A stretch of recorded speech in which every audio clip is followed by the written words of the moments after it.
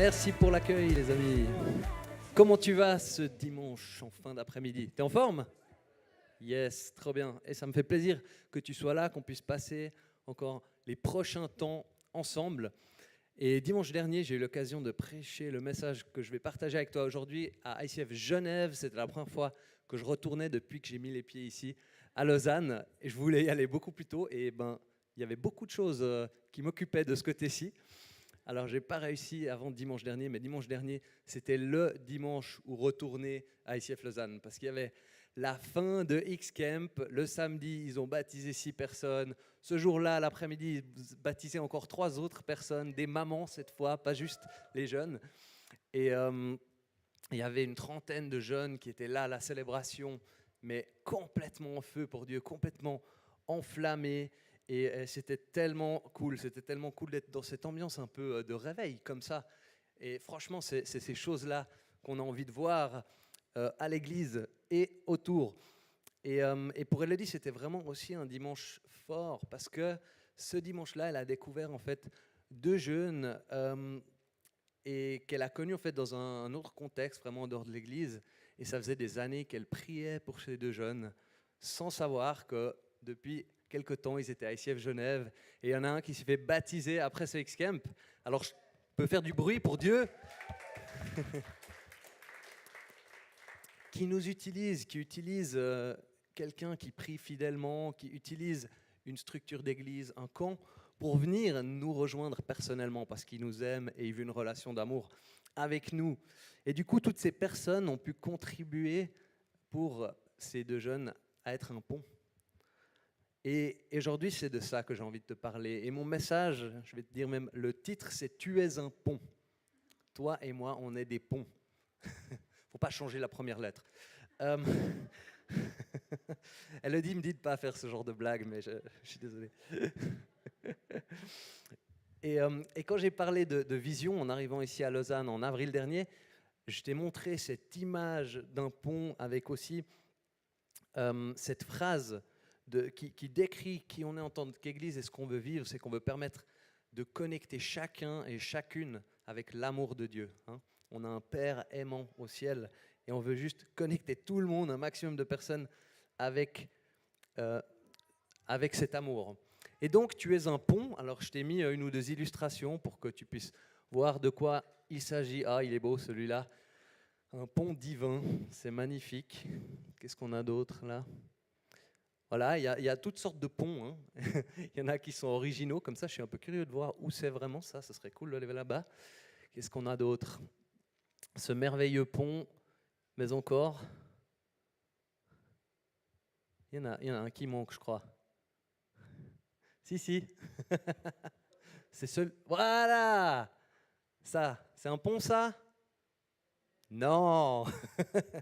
Ça, c'est un mur. Tu n'es pas un mur, d'accord ? Un mur, ça stoppe les choses, ça cloisonne, ça limite. Mais aujourd'hui, mon message, c'est tu es un pont. Et un pont, c'est quelque chose qui vient connecter, qui crée le lien, qui crée des relations. Et même si on devait faire une photo de famille de tous les chrétiens dans le monde, ce serait une mosaïque de ponts. Mais je ne l'ai pas trouvé, cette photo sur le net. Et donc, en tant que pont, ta raison d'être, c'est de faire passer quelqu'un d'un côté de ce pont à l'autre côté. On peut dire même que ta raison d'être, c'est de faire passer quelqu'un d'un état à un autre état. Et ça va même encore plus loin parce que cet état, c'est de faire passer quelqu'un de la mort spirituelle à la vie spirituelle. On va voir pourquoi ça. Et en fait, ce qu'on peut même dire sur toi, c'est que tu es un pont qui mène vers un autre pont. Ouh là là, ça devient compliqué. En fait, toi, tu as un pont horizontal qui mène vers un pont vertical. Tu as un pont horizontal parce que Jésus est venu à notre niveau. Il s'est fait homme, il est venu nous rejoindre là où on était. Et toi, tu as un pont horizontal, tu peux connecter des gens vers Jésus. Et Jésus, c'est ce pont vertical qui nous connecte avec l'amour de Dieu le Père. C'est le pont qui nous réconcilie avec lui, avec cette présence de Dieu. Et ça, c'est vraiment génial. Alors, est-ce que tu es prêt pour un message un peu challengeant aujourd'hui ? Parce qu'on est là pour grandir, non ? Sinon, on rentre tous à la maison. Moi, je veux grandir personnellement. Et alors, je propose de se lancer là-dedans. Du coup, j'ai une question pour toi aujourd'hui. C'est quand est-ce que c'est la dernière fois que tu as pu partager l'évangile avec quelqu'un qui ne l'avait pas encore entendu, qui ne connaît pas ce message-là? Ok, si tu as pu faire ça dans les 10 dernières années, lève la main, s'il te plaît. Voilà, ok, génial. C'est beau de penser à toutes ces personnes qui ont pu être rejointes. Ok, dans les 5 dernières années. C'est bien, on a encore du monde. Dans la dernière année, les derniers 365 jours. Come on, ça c'est une église vivante. Les 6 derniers mois, dans le dernier mois, dans les 2 dernières semaines, cette semaine. Yeah, faites du bruit. Trop beau. Et aujourd'hui, alors vous pouvez tous lever la main si vous allez le faire avant la fin de la journée. Et demain, après-demain, dans 6 mois, comment est-ce qu'on peut répondre à cette question?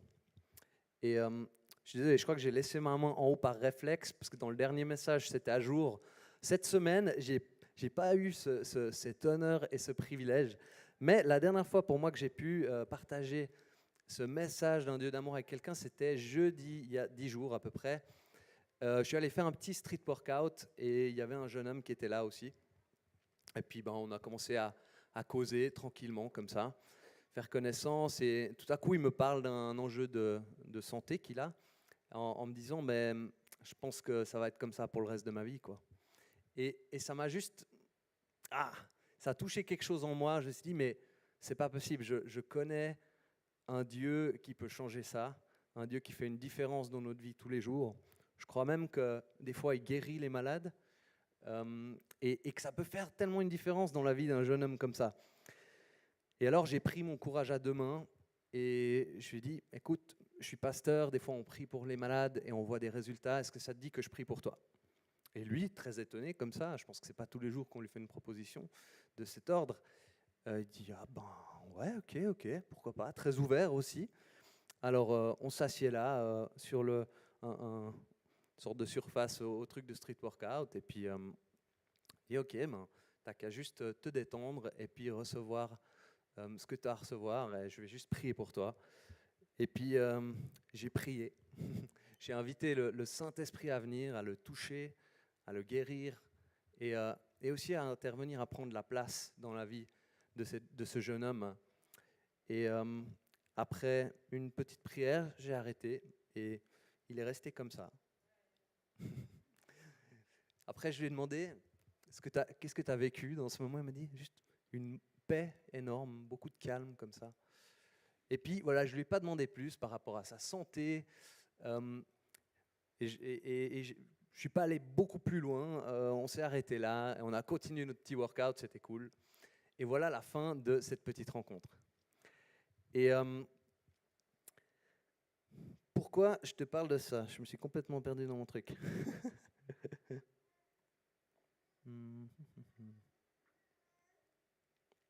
Ouais. Si je te parle de ça, c'est pour dire que il faut qu'on passe à l'action si on veut grandir dans ce domaine.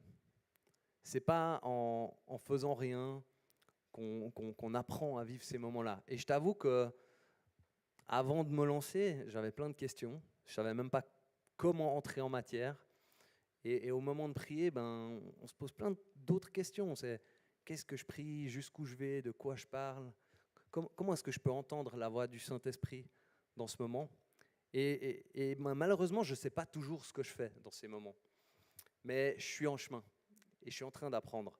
Et chaque fois que je vis une petite rencontre comme ça, ce que je me dis, c'est, je me fais un petit feedback, un truc qui était cool, un truc qui a peut-être moins bien marché ou que j'aimerais faire différemment une autre fois.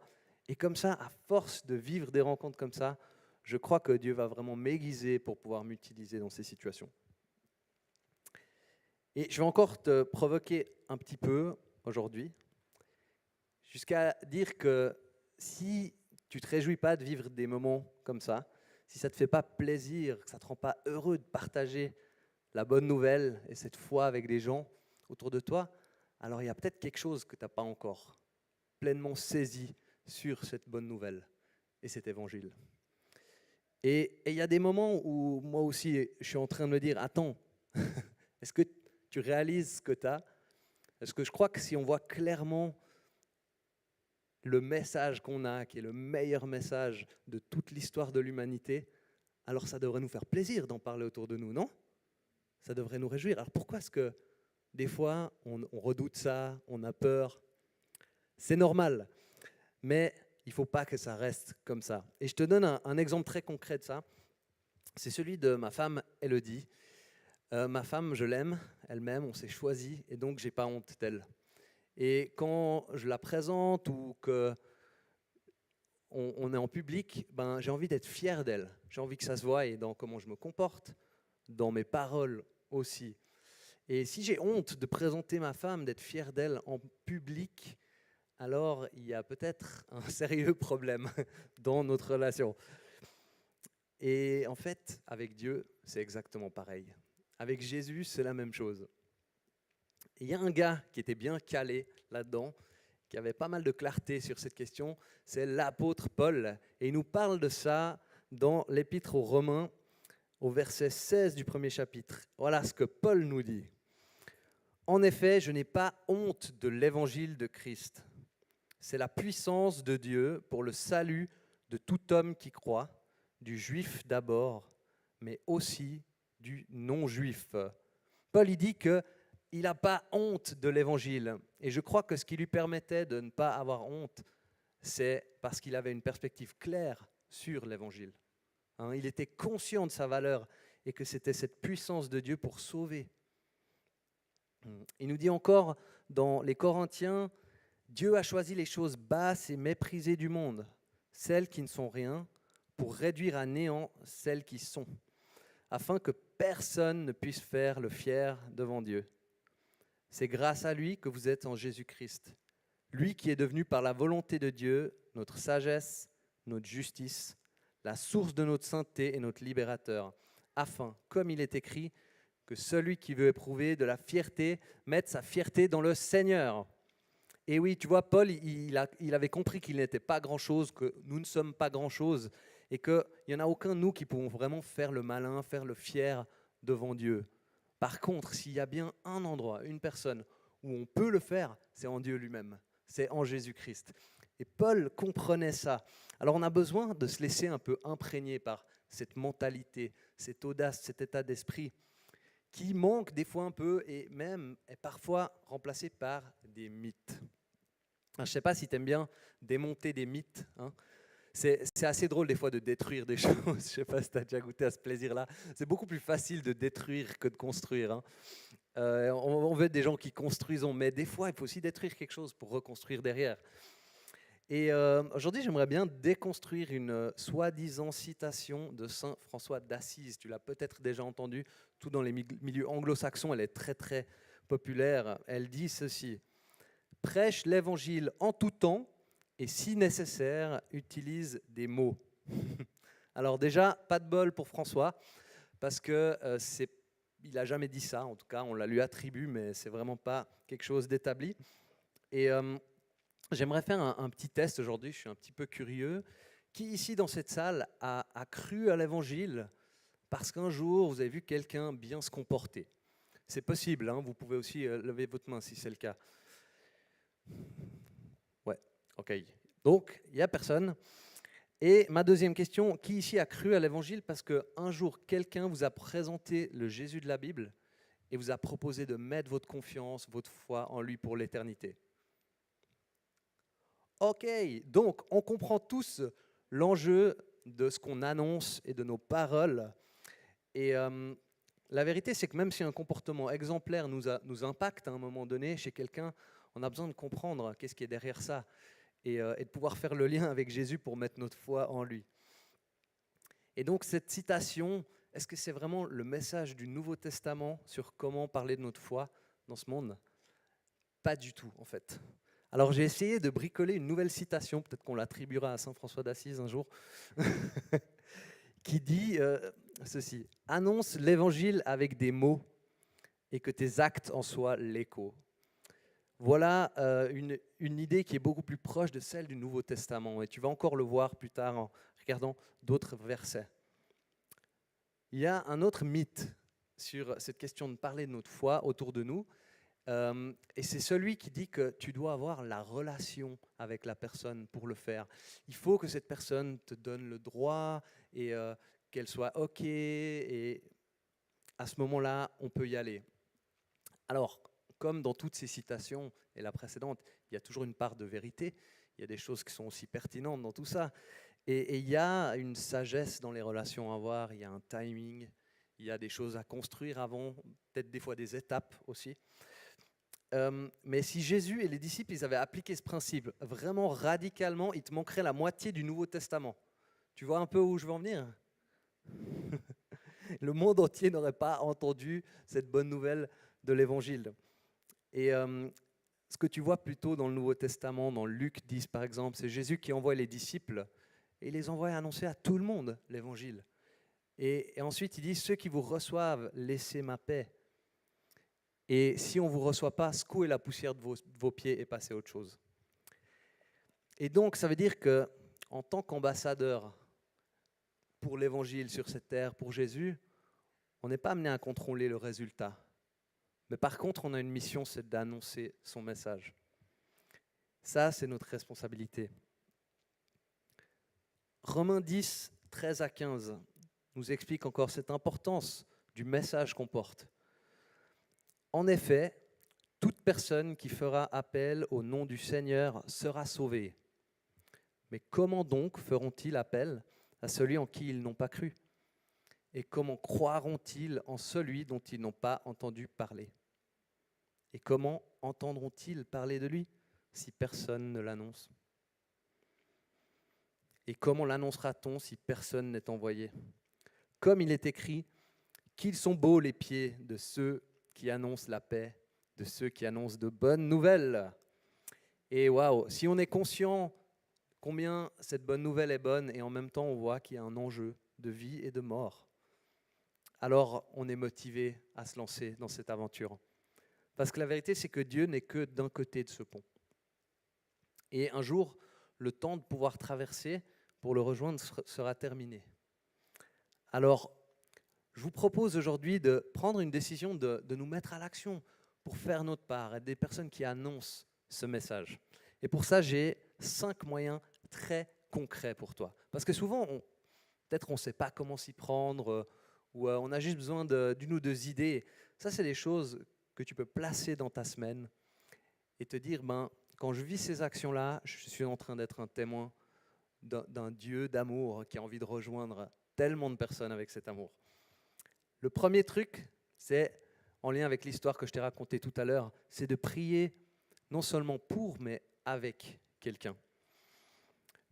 On voit l'impact avec l'histoire que je racontais d'Élodie, de prier pour quelqu'un fidèlement, peut-être pendant des années, c'est quelque chose de vraiment puissant.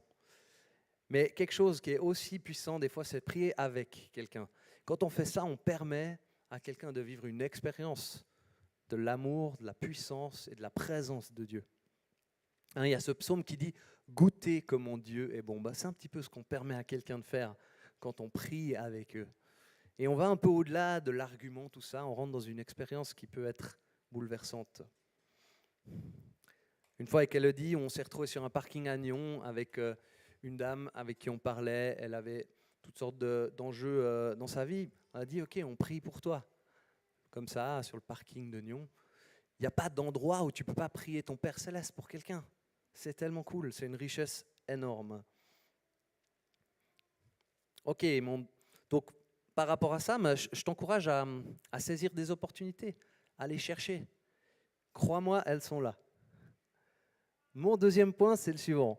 Aider quelqu'un à découvrir la Bible. Oui, parce que dans la Bible, il y a absolument tout ce dont une personne a besoin pour découvrir l'Évangile par elle-même, si elle le souhaite. Et de nombreuses personnes se sont déjà converties seules dans leur chambre en lisant leur Bible. Et si toi, tu as déjà essayé de lire la Bible ou que tu la connais un peu, tu sais que c'est un livre quand même mystérieux. et qui n'est pas comme ton roman policier de base où tu commences à la page 1, puis tu finis, puis tu as tout compris. Et ça veut dire que des fois, on a besoin d'un petit coup de main, on a besoin d'aide pour comprendre comment lire ce livre. Hein. On dit souvent, par exemple, que c'est bien de commencer par un des évangiles. L'évangile de Jean, c'est l'accès facile. C'est un peu le truc typique qu'on dit, il n'y a pas une seule recette. Mais c'est bien des fois d'avoir des clés et de les partager avec quelqu'un qui dit « Oh là là, la Bible, combien il y a de pages déjà dans ce livre? Je commence où ?» Ça peut être difficile. Mon troisième point pour toi aujourd'hui, c'est d'avoir une bonne discussion sur la foi avec quelqu'un. Est-ce que tu as déjà pu avoir des discussions comme ça dans ta vie? Ouais, c'est vraiment chouette et il y a des occasions qui se présentent. J'étais dans un mariage il y a 1 an et j'étais assis à côté d'une femme de confession musulmane. Et voilà, la situation s'est présentée. On a eu une super discussion sur la foi. Et on a pu vraiment explorer un peu l'univers de l'un de l'autre, mais aussi voir où sont les différences et qu'est-ce que ça change. Parce que crois-moi, il y en a et ça change tout.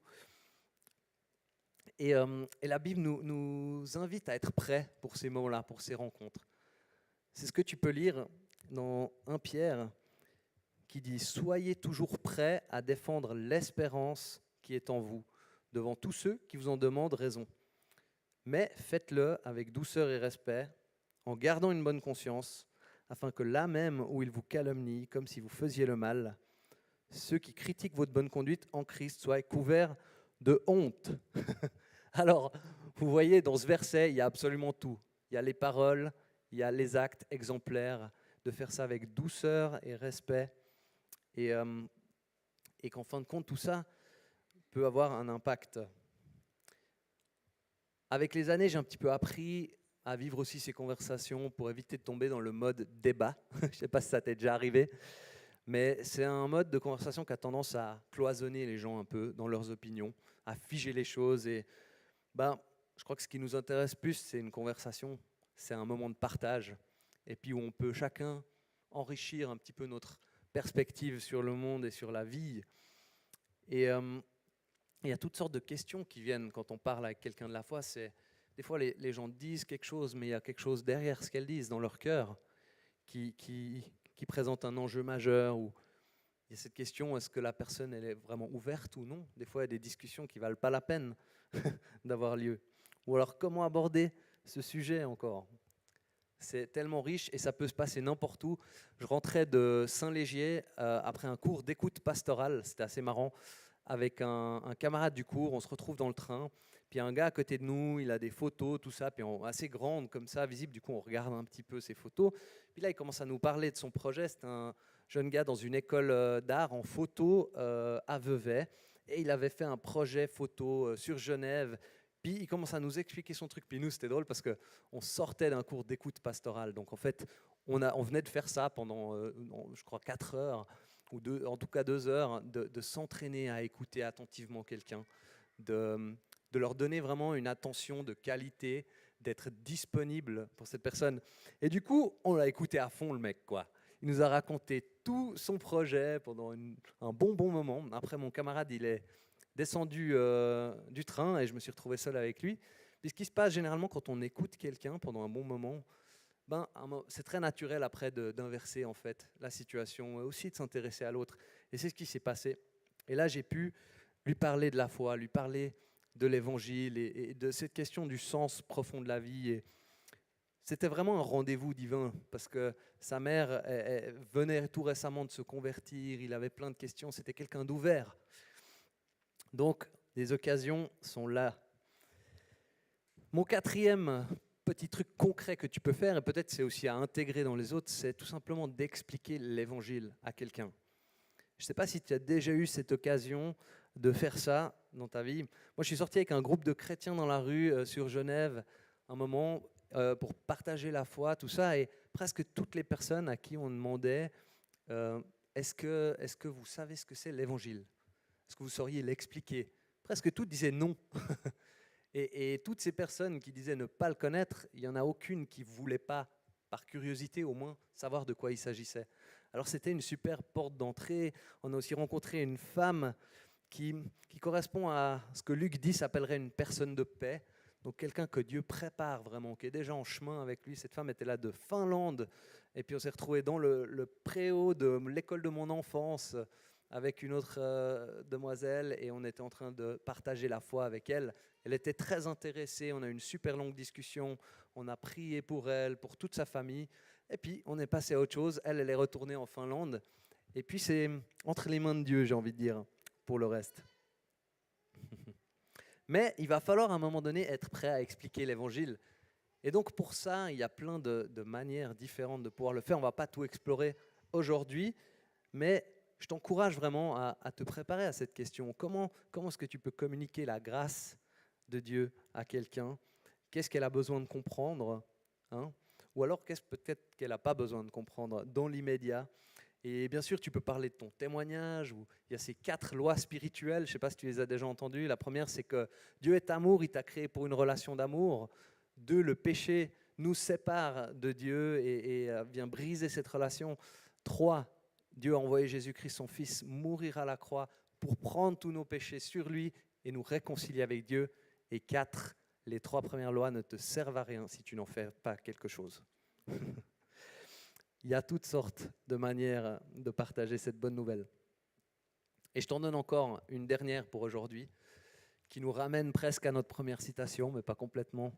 Et c'est de montrer l'amour de Dieu à quelqu'un par un acte d'amour, peut-être un service, des fois un sacrifice ou un cadeau.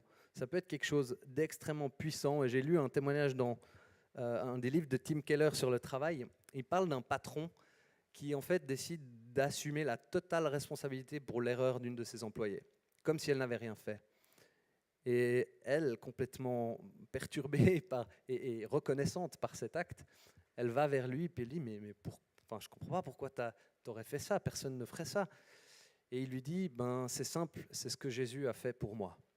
Et par cet acte d'amour, elle a compris la grâce de Dieu par Jésus-Christ. Et elle a pu être connectée dans une église locale et continuer son chemin avec une relation avec ce Dieu d'amour. C'est pas beau? Yes. Et donc, tout ça pour vous dire que vivre ça, les amis, c'est pas une pression. C'est pas un stress. C'est un cadeau.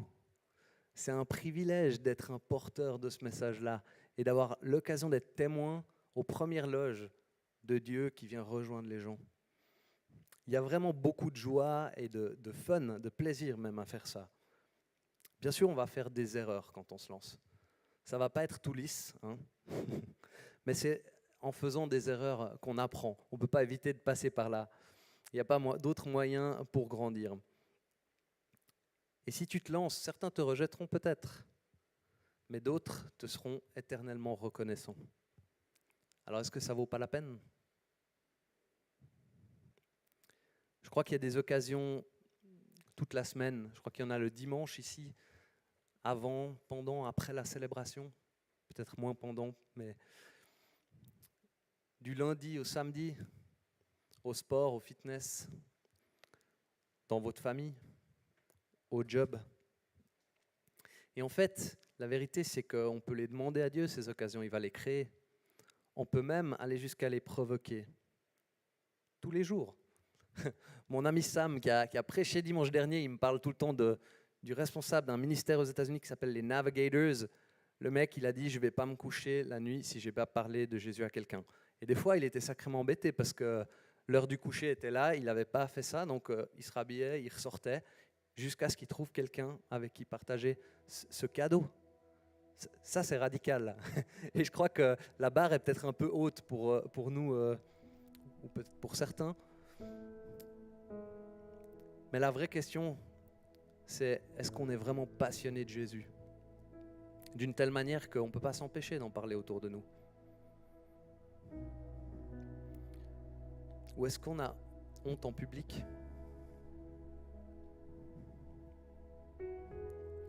Peut-être qu'aujourd'hui, ce message, il te challenge vraiment. Et tu dis, ouais, j'ai besoin d'aide sur cette question. Et si c'est toi, j'ai envie de te dire, ne t'inquiète pas. Parce que les disciples, ils avaient les mêmes challenges. Et peut-être que tout ce dont tu as besoin aujourd'hui, c'est un peu d'audace. On a besoin d'audace pour annoncer ce message. C'est un message audacieux. Et les disciples le savaient. Alors j'aimerais finir avec 2 options de prière pour toi. La première, c'est une prière pour toi si tu entends ce message, tu dis, purée, mais pourquoi ils veulent tellement partager ça autour de ce message de la bonne nouvelle? La réponse, elle est simple, c'est vraiment le plus grand trésor qu'on ait jamais pu recevoir dans notre vie. Alors on n'aimerait surtout pas priver qui que ce soit de l'opportunité de le recevoir aussi et de le découvrir. Et ma deuxième prière, elle est basée sur une prière que les disciples font dans Actes au chapitre 4, où ils se rendent compte qu'ils ne peuvent pas y aller tout seuls. Ils ont besoin de la puissance du Saint-Esprit, ils ont besoin que quelque chose change en eux pour qu'ils soient fiers de leur Dieu et qu'ils aient de l'audace. Alors, si tu es dans la première catégorie, je te propose simplement de pouvoir faire une prière après moi. Tu n'as qu'à répéter après moi. Si toi, tu as envie de découvrir cette bonne nouvelle de l'Évangile, tu as envie d'y goûter, alors répète simplement ces mots et mets ta foi là-dedans. Père Céleste, merci d'avoir envoyé ton Fils Jésus-Christ mourir à la croix pour moi personnellement et payer le prix pour tous mes péchés, toutes mes erreurs, toutes mes fautes et aussi tout le mal que j'ai pu subir. Merci que par ce sacrifice à la croix, je suis réconcilié avec toi, Dieu le Père. Ce qui est ancien est passé et je suis une nouvelle créature en toi. Et par l'Esprit qui vit maintenant en moi, le Saint-Esprit, je vis dans une relation d'amour avec toi qui va aller jusque dans l'éternité. Dans le puissant nom de Jésus, on prie. Amen. Et si toi, tu as prié cette prière aujourd'hui, ne reste pas seul, parce que c'est la meilleure nouvelle qui ait jamais pu t'arriver. Et tu es passé de l'autre côté du pont, et aujourd'hui, tu fais partie d'une famille. Et il y a plein de gens qui se feraient un plaisir de t'accompagner dans cette nouvelle vie qui s'ouvre à toi. Et la réalité de tout ce qu'il y a à découvrir aujourd'hui pour toi. Et si toi, tu nous suis en ligne, peut-être que tu as un ami qui est dans la foi autour de toi que tu pourrais contacter pour en parler ou trouver une église locale là où tu es. N'hésite pas, ne reste pas seul parce que c'est seulement le début d'une merveilleuse aventure qui vient de commencer. Et si toi maintenant tu fais partie de cette deuxième catégorie et tu as besoin de ce petit plus pour devenir un témoin, pour devenir quelqu'un de contagieux avec cette bonne nouvelle, je te propose de simplement faire cette prière qui est basée sur Acte 4 et qui va s'afficher à l'écran. Et tu peux remplacer le prénom à l'écran par le tien. Et je te propose du coup qu'on puisse faire cette prière ensemble. Ça te dit? All right. Alors c'est parti. Et maintenant, Seigneur, donne à ton serviteur Stéphane d'annoncer ta parole avec une pleine assurance. Déploie ta puissance pour qu'il se produise des guérisons, des signes miraculeux et des prodiges par le nom de ton saint serviteur Jésus. Je termine encore en priant pour nous et je te laisse continuer ce moment avec Dieu avant de retrouver la band pour la suite de la célébration. Ah Seigneur Jésus, merci parce que toi tu as fait le long chemin du ciel vers la terre pour nous rejoindre, tellement que ton amour pour nous était fou. Et moi je te prie, réveille en nous une audace et cet amour fou qui vient de toi aussi pour ceux et celles que tu places autour de nous, qui pourraient découvrir ce message de la bonne nouvelle.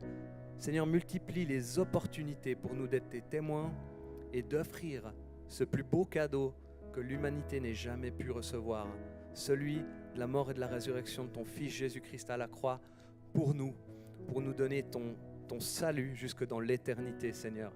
Alors viens, équipe-nous, permets-nous de grandir dans cet effort, Seigneur, collectif et individuel, et qu'on puisse voir et être témoin aux premières loges, ton amour venir envahir des vies éternellement, Seigneur.